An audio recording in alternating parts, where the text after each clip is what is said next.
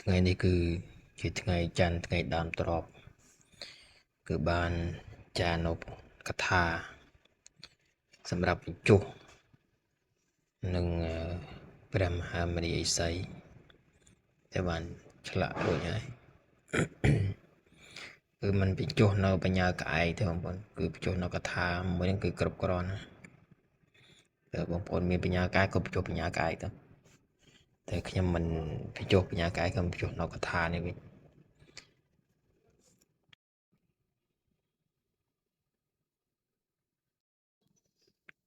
នេះគឺតួអង្គព្រះមហាមុនីឥសីក្រពុំឈប់សក៏យើងហៅព្រះនាមលោកថាលោកតាឥសីឈប់សនេះគឺបានបញ្ចុះនៅព្រះកថានិងស្ដេចអធិដ្ឋានផ្សេងៗនៅក្នុងតួអង្គរបស់លោក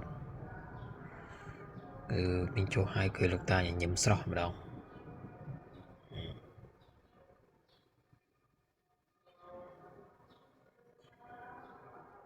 បានលេបថ្វាយព្រេងថ្វាយដល់ព្រះអង្គលោកតាឈប់សគឺ